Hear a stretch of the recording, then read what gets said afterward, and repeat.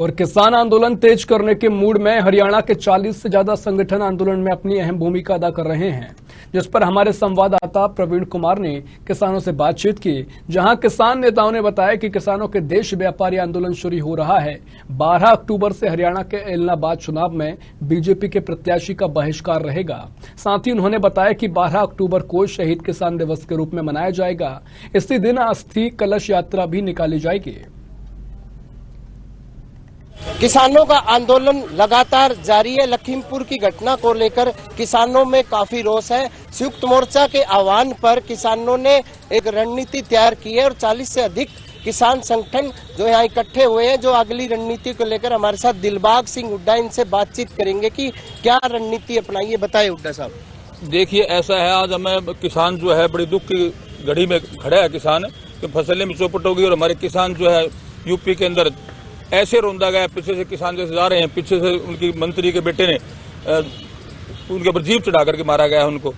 तो हमारे बड़ा भारी दुख है और इसी प्रकार हमारे 700 से ऊपर किसान जो है शहीद हो चुके हैं।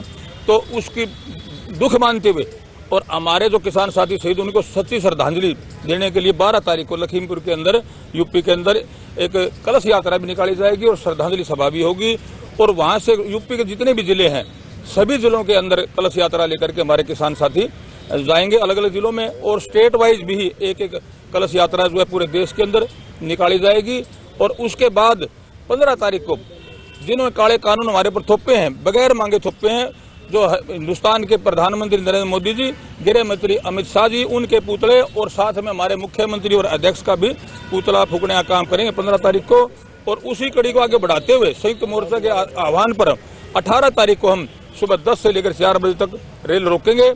और उसके बाद 26 तारीख को लखनऊ के अंदर बहुत भारी एक महापंचायत होने जा रही है। उसमें हम सभी किसान इकट्ठे होकर के हमारे किसान साथी जो शहीद हुए उनको श्रद्धांजलि अर्पित करेंगे।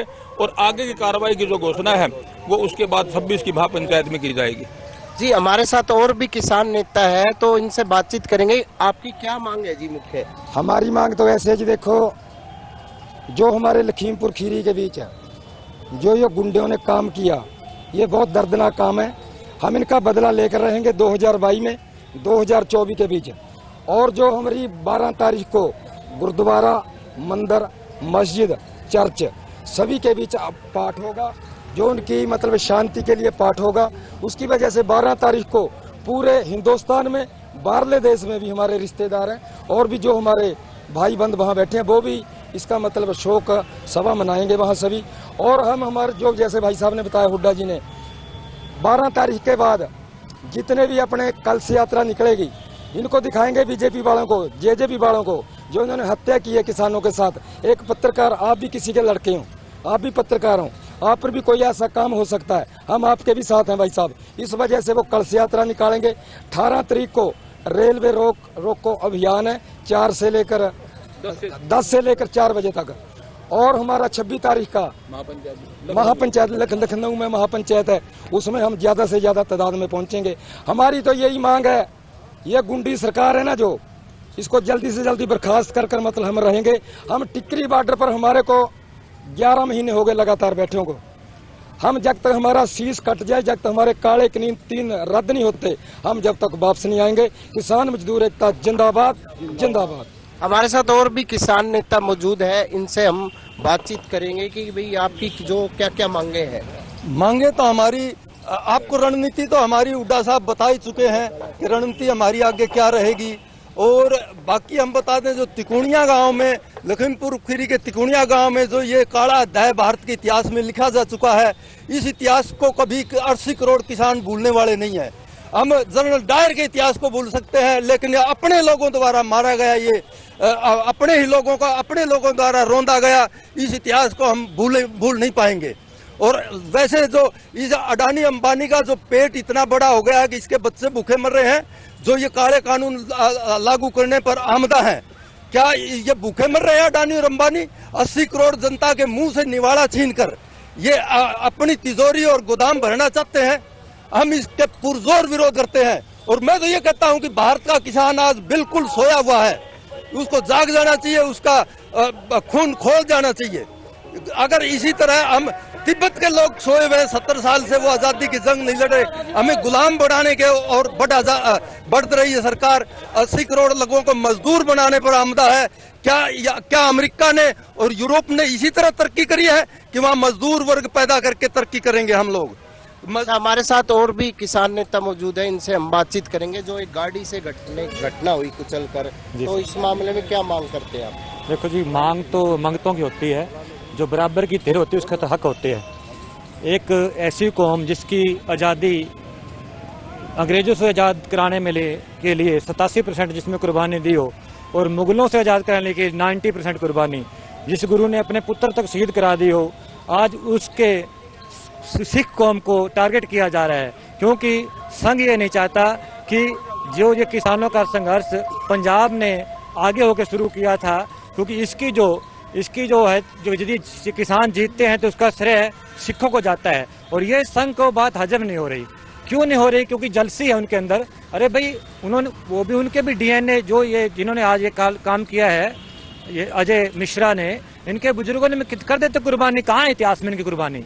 कहीं कुर्बानी दिखा दो संघ की या इन जैसे गुंडों की। आज तो गुंडागर्दी करते हैं ये। उस समय कहाँ थे जब मुगल हमारे हिंदुस्तान पे 700 वर्ष राज कर गए, जब अंग्रेज 300 वर्ष राज कर गए, उस समय इनके डीएनए जो इनके बुजुर्ग थे वो कहाँ थे? उन्होंने कुर्बानी दिखाई? कहाँ? इतिहास तो दिखाओ भाई। आज गुंडागर्दी करते हैं, आज गुंडागर्दी करते हैं, कश्मीर में भेज दो, वहाँ पे कर ले गुंडागर्दी। वहाँ पे आते हैं, आज भी हमारे हिंदू भाई मर रहे हैं, कश्मीरी पंडित मर रहे हैं, वहाँ पे दिखाएं, उनकी रक्षा करके दिखाएं। आज मुद्दा बना रहे हैं, जैसे कभी इन्होंने पहले बीजेपी ने हिंदू मुस्लिम का मुद्दा बनाया था, आज ये सिख और हिंदू को लड़ाने का मुद्दा बना रहे हैं। लेकिन ये हमारे सब हिंदू भाई साथ में है। ये हमारे साथ जो और युवा एक किसान नेता भी साथ आए हैं, तो इनसे बातचीत करेंगे। एक इलाहाबाद चुनाव को लेकर आप क्या कहना चाहिए? देखिए, चुनाव में हमारा ये मानना, जीत कोई जाए आम जनता हारेगी, क्योंकि ये सिस्टम अभी ये कारपोरेट के कब्जे में है, और जो मौजूदा राज करने वाली ताकतें हैं, जहाँ विपक्षी लोग हैं, वो कहीं ना कहीं कारपोरेट से भी पैसा लेके चुनाव लड़ते हैं। मगर आज पैसे की जो अहमियत बहुत ज़्यादा, क्योंकि लोगों में आर्थिक तंगी बहुत है, और लोगों की आर्थिक तंगी का ये नाजायज़ फायदा उठाती हैं राजनीतिक दल। और यहाँ तक कि नशा बांटा जाता है, पैसे बांटे जाते हैं, और खुल्लम खुल्ला जो अभी काफिले चल रहे हैं गाड़ियों के, और कई बार आम आदमी ये सोचता है अभी शायद ये इनकी जेब से खर्च हो रहा है, मगर इनकी जेब से खर्च नहीं हो रहा है, ये कारपोरेट से पैसा लेके चुनाव लड़ रहे हैं। और जो इलाहाबाद का चुनाव है उसमें आम लोगों के मुद्दे गायब हैं, चौधर के मुद्दे हैं। और जैसे अभय सिंह चौटाला कह रहे हैं मैंने इस्तीफा दे दिया, मतलब कितनी बड़ी कुर्बानी की बात कर रहे हैं, मगर तो ये तो एक बार इस्तीफा देने को भी अपनी कुर्बानी मानते हैं। और कांग्रेस ने लंबा समय राज कर लिया, और जिसके राज में ये जिन कानूनों के खिलाफ हम लड़ रहे हैं, मंडी एक्ट खत्म करने के लिए सबसे पहले जो ड्राफ्ट तैयार किया था वो कांग्रेस ने किया था। मगर आज जब जनता समझ रही है कारपोरेट की जो पक्ष की पार्टियां हैं वो हमारी विरोधी है, अभी कोई ऐसा विकल्प पेश नहीं हो रहा भी उनका मुकाबला किया जाए। अभी जेजेपी बीजेपी को हराने का हमारा जो संदेश है लोगों तक जा रहा है, मगर जेजेपी और बीजेपी वाले गुंडागर्दी कर रहे हैं शरेआम। आज वो पैसे के बल पर जो गोपाल कांडा है, जिसपे बहुत सारे आरोप भी है पहले भी, और बलात्कार के आरोप भी लगे, और यहाँ तक कि वो अभी एक इशू बना रहे भी हमें गुरुद्वारे में नहीं घुसने दिया। मतलब ऐसे लोगों को गुरुद्वारे में भी एंट्री नहीं होनी चाहिए, हमारा मानना है, जिनका किरदार बहुत माड़ा है। आप वो गुरुद्वारे की शरण लेना चाहते हैं, गुरुद्वारा तो की जो मतलब मानता हो तो बहुत ऊंची है, वहाँ तो बहुत अच्छा, मतलब ऐसे लोगों की एंट्री नहीं होनी चाहिए जिनका समाज के अंदर माड़ा काम किए हो जिन्होंने। और आज जो बाद का चुनाव में एक ऐसे महसूस हो रहा है भी शायद हरियाणा की स्थिति क्लियर होगी, ऐसा कुछ नहीं होगा। ये कानून बैक जा रहे हैं और हम जीतने वाले हैं, सरकार हारने वाली है।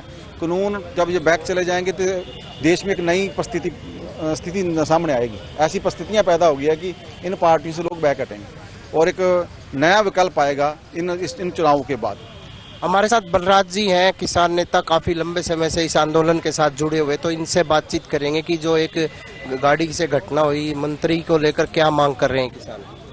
ये देश का बड़ा दुर्भाग्य है कि एक मंत्री के बेटे द्वारा देश के अन्नदाताओं को पीछे से कुचल दिया गया। ये सरासर ये दिखाता है कि बीजेपी जो है किसानों की दमन चक्कर की नीति अपना रही है, और आज तक उसको जो है पीछे गिरफ्तार किया गया, लेकिन एज ए गेस्ट के तौर पर उसको पुलिस ट्रीटमेंट कर रही है। तो मैं आपके माध्यम से कहना चाहता हूं कि उसके साथ बड़ी सख्ती से पेश आया जाए और सच्चाई का सामना किया जाए।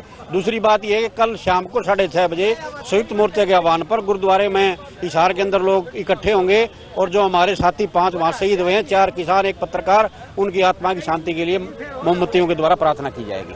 जी, किसानों ने यही बताया कि 12 तारीख से संयुक्त मोर्चा के आह्वान पर आंदोलन किया जाएगा और साथ ही साथ 15 तारीख को भी प्रधानमंत्री और गृह मंत्री के भी विरोध किया जाएगा और आगे भी रेल रोकने का भी प्रावधान किया गया है। प्रवीण कुमार, हिसार।